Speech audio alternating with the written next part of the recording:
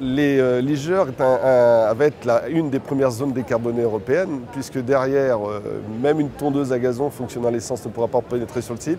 Et on va produire ces énergies vertes par deux sources de biomasse. La biomasse bois issue du territoire, donc une chaudière à bois, qui est couplée avec une biomasse organique qui va être alimentée par 60 000 tonnes de produits, issus aussi d'un rayon de 20 km. Alors, vous voyez, le dispositif de Liger, c'est un concept, c'est de permettre l'utilisation des ressources d'un territoire pour l'autonomie énergétique avec le fil conducteur, la réduction de gaz à effet de serre. Rien ne se perd, rien ne se crée, tout se transforme. Au niveau de Liger, c'est le leitmotiv. Production de 5 énergies vertes, issues de deux biomasses, biomasse bois et une biomasse organique.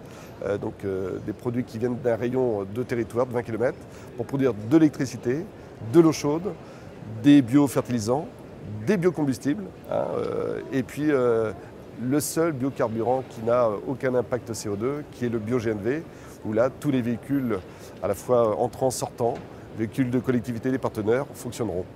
Alors, l'origine des produits, au niveau de la biomasse, la méthanisation, c'est essentiellement trois origines. Donc, les produits agro-industriels, de l'ordre de 80-85%, les produits issus de la collectivité, notamment les bouts de la station, et puis des produits agricoles qui correspondent à des excédents structurels d'un rayon de 15 km. À l'heure actuelle, au niveau de l'avancée du projet, le projet Liger se décline en deux parties, une chaudière à bois et une méthanisation.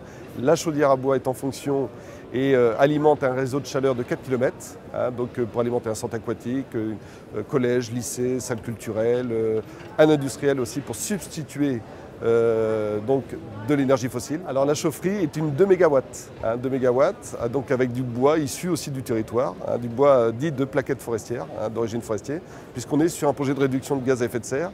On n'accepte pas de bois de déchets, de bois traités.